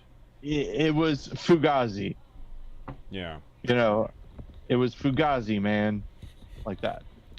I'm surprised I haven't heard their music because when I was in college, there was a girl I had a big crush on, and she had a Fugazi patch on her backpack, and I was the kind of kid back then to really get into the things that she liked, in an attempt to make her like me more. Well, Fugazi is a good band, so you would have had a fun learning experience based on that. I really do, and this is a thing that I will say to the younger folks out there. There is an idea that you don't want to change who you are for other people, which is true. You don't want to change who you are for other people, right. But trying something that someone that you likes is not being true to yourself. It's called expanding your worldview, and it's totally worth it. As long as you're not weird about it. Now, if they like Fugazi and you listen to it and you're like, okay, this isn't for me, right? Not a problem. Yeah. If you listen to Fugazi and you're like, oh, not for me, but you still, when you see them, you're like, oh, just listen to Fugazi, love it, then you've got a problem. But trying new things, especially if other people like them, that you like, that's great. Don't be afraid. I started playing video games because Jennifer played video games, and I ended up really liking. You never played video games before getting together with Jennifer? No, I played you have to understand, when I was a kid, we had an Intellivision. Yeah. With the we had one of those.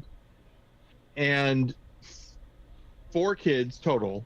I was the youngest, and so I got a chance to play it when everybody else got bored. My hand-eye coordination wasn't that good.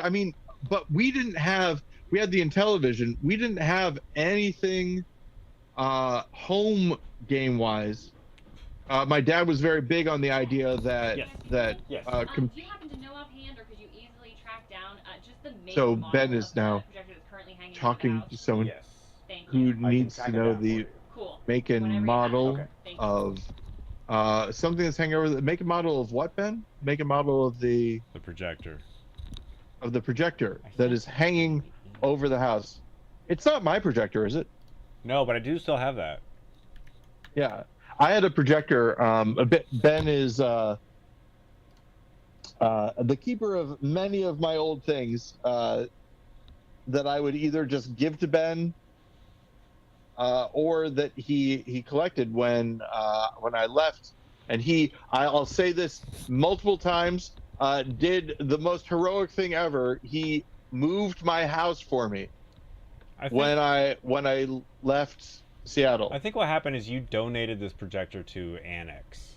I did donate the projector to Annex. That's right. So that's how it came up here. I'm gonna go. So yep.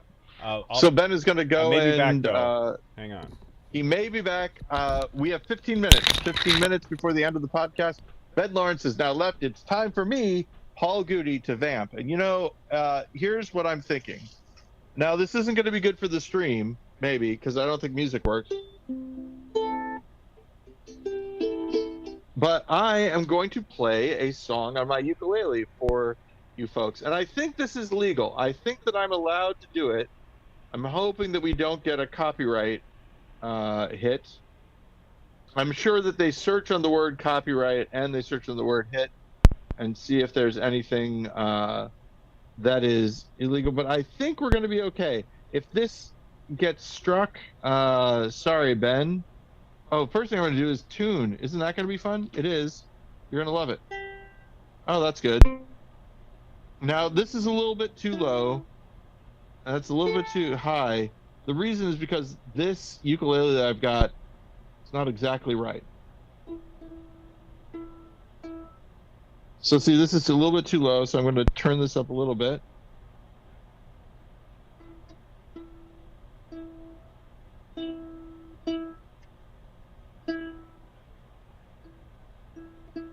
Okay, that's fine. And then this is wonderful.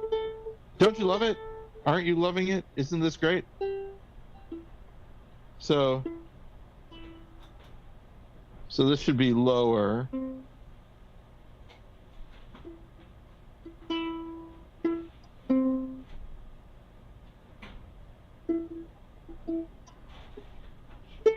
Okay, good enough.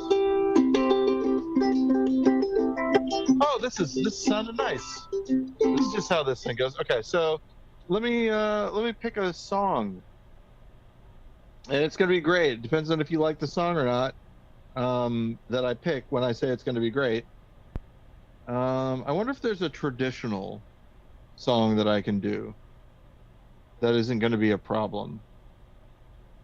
Let's see here. What do we have that we could pick that we aren't going to get in trouble for?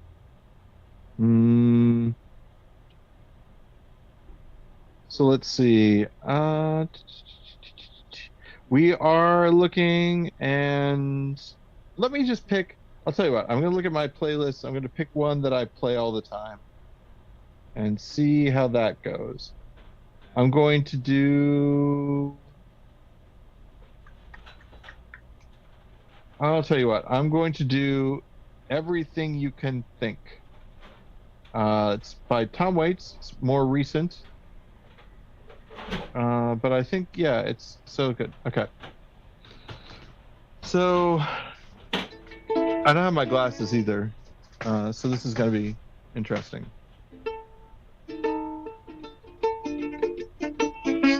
Okay.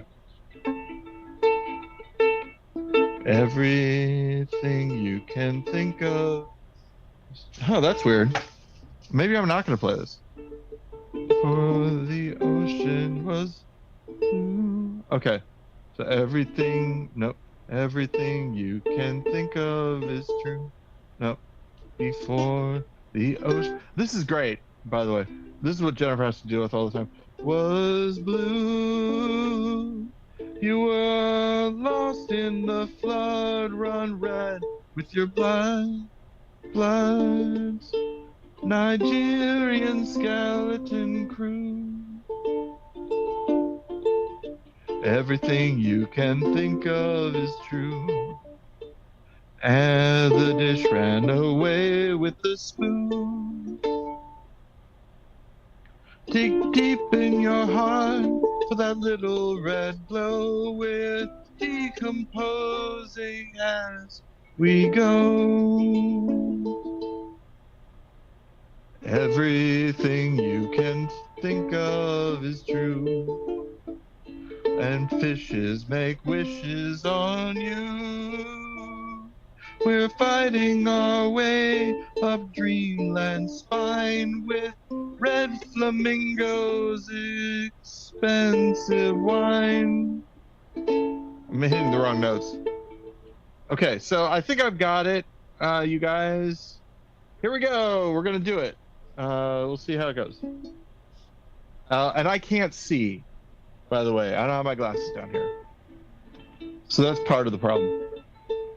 Everything you can think of is true.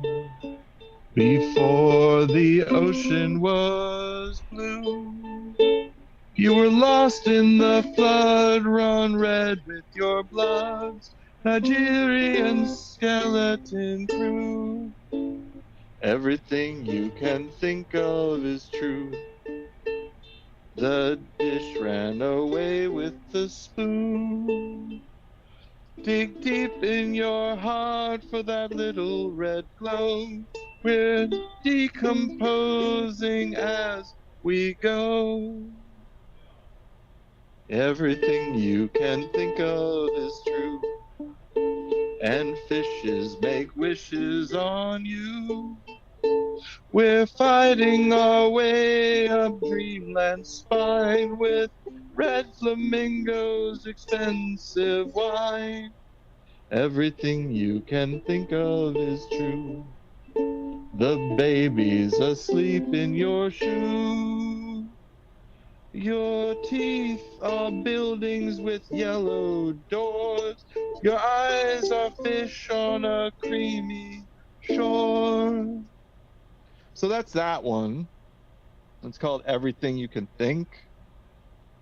It's by Tom Waits again. Let's see. We'll do more things. This is great. You guys love it. I love it, and we're all having fun. This is Recycled Air by the Postal Service. We'll see how that works. Again, can't see. I take a breath and hold the air until there's nothing left. I'm feeling green, like teenage lovers between the sheets. Ba ba ba ba ba ba ba ba ba ba ba ba ba. Ba ba ba ba ba ba ba ba ba ba ba ba ba. Knuckles clenched to white as the landing gear retracts for flight. My head's a balloon, inflating with the altitude. Oh, ba ba ba ba ba ba ba ba ba ba ba ba ba. Ba ba ba ba ba ba ba ba ba ba ba ba ba.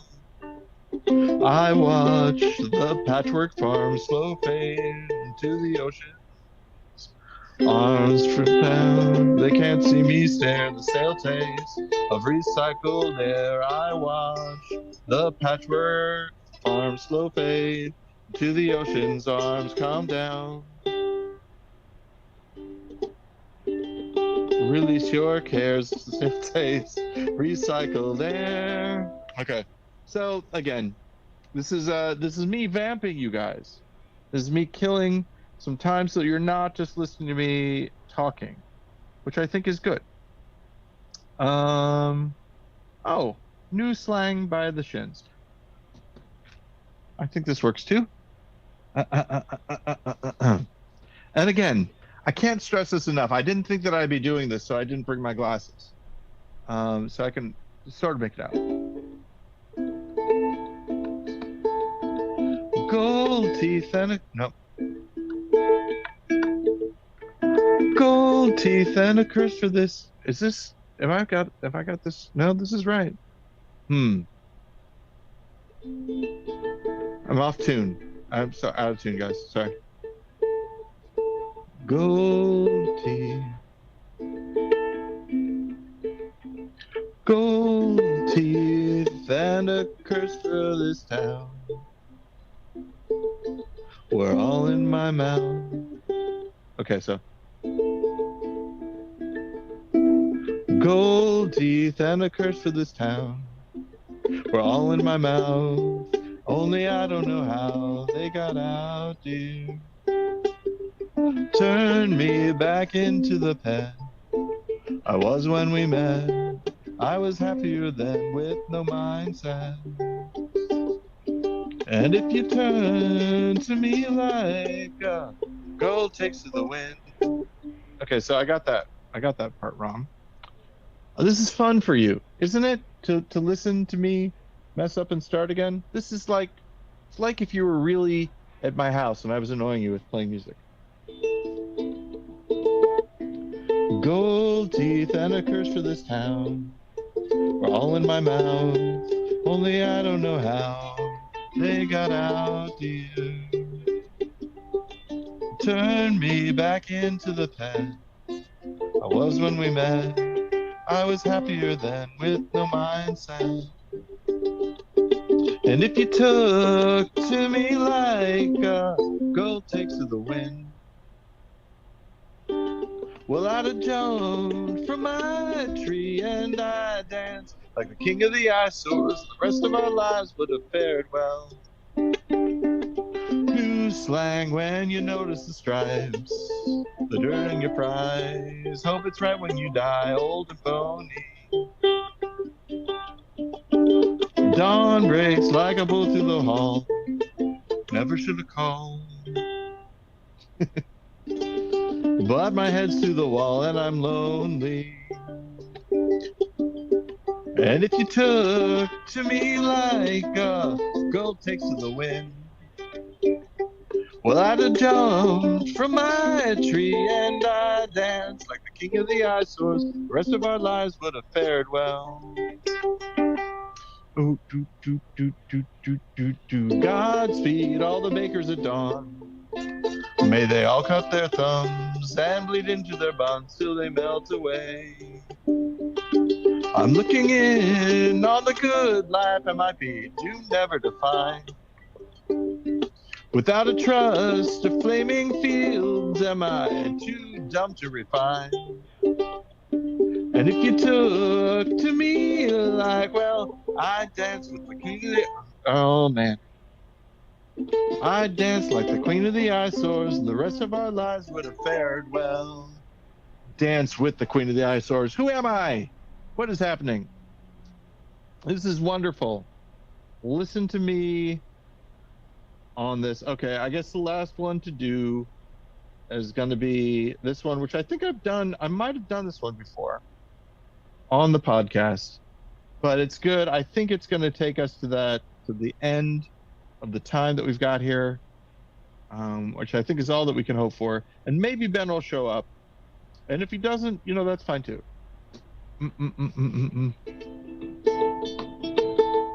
Now I'm the king of the swingers, oh, the jungle VIP.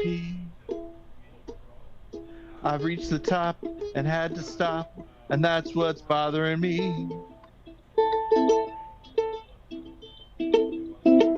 I wanna be a man cub, stroll right into town, and be just like the other men. I'm tired of monkeying around. Oh, ooh, I wanna be like you. I wanna walk like you, talk like you too. Oh, you'll see. Oh, say, you'll see it's true. An ape like me can learn to be human too. Oh, now don't try to kid me, man cub. I'll make a deal with you. What I desire is man's red fire to make my dream come true. Give me the secret man club, tell me what to do. Give me the power of man's red flower so I can be like you. Oh, ooh, I wanna be like you. I wanna walk like you, talk like you too. Oh, you'll see it's true. An ape like me can learn to be human too. Oh, I'll ape your mannerisms. We'll be a set of twins. No one will know where man cub ends and orangutan begins. And when I eat bananas, I won't peel them with my feet. 'cause I'll become a man cub and learn some etiquette. Oh, ooh, I'm gonna be like you. I wanna talk like you, walk like you too. You'll see it's true. Oh, an ape like me can learn to be human too. And I know that I should have said etiquette to rhyme it with feet, but I didn't. And again, this is me. I can't read the music, and that's a problem. But it's fun, and I do that at home. I don't really play anywhere or for anyone, and I know that there are problems, but I love doing it. It's probably one of my most favoriteest things in the world. So thank you for being here with me for that piece. Now, you can hear Ben in the background. I don't know if you can hear him. I can hear him. He's still talking to people. There was this thing I used to do when I was listening to my dad talking on the phone, where I could tell from his voice when he was going to be done. Like there would be a tone and a shift in the way that he was speaking, and I would think to myself, Dad is almost going to get off the phone. And that was exciting for me when Dad would get off the phone. And I've noticed that my dog does the same thing with me in meetings, where if the meeting is almost done, my dog will get really excited. He'll hear that the meeting is ending and perk up. So I'm doing sort of the same thing, listening to what Ben's saying here and seeing if he is going to be done or not. I think he's in the middle. So I'm going to go ahead and end the podcast. This episode of the podcast is now going to be over. Thank you for listening, and I hope you have a good day. And Ben and I will be back next week on the GudeLaurance podcast. Until we talk to you again, I ask you to please keep it wrong. Okay. Now I will stop the recording. I will. And it did it. Oh, cool. All right. So the stream is still up for right now, but the podcast is over. What I'm doing now is what I do at the end of every episode of the podcast. I export as WAVE, and I name the podcast. It's GL for GudeLaurance, and then the year, and then the month, and then the day. Today is the 16th. And so I export it, I save it, I hit OK. And then I just have to wait for this part to get done, for it to export, which doesn't usually take that long. And then I put it up on the Dropbox that Ben and I share. That's what I use for this. So the first thing I do is I go to the public folder for the Dropbox. I refresh it so that we see the old one. Not now. For an advertisement. And I delete the old file, which I've done. And then I go here and I upload a file. I upload the file that I just did, which I'm doing now, and I wait for it to upload. And then by the time that gets done, got like a minute left. I will probably be leaving you, and then the stream will just be blank, which isn't going to be that exciting for anyone. If anyone is still here, I don't necessarily think there's anyone here anyway. Oh, 2 minutes. 2 minutes still. So yeah, again, you're seeing how the sausage get made, as people say. Not very exciting. 35 seconds, 26 seconds, 17, 10, 7. Now, again, I don't know what's going to happen if I end this call. Actually, probably what you're going to do is you're just going to look at a filing cabinet for the rest of the time that this stream is going on. And then Ben will come back. So that's kind of exciting for you. You're going to be participating in this even while I'm gone. So thank you for listening to me, and I'll see you guys later.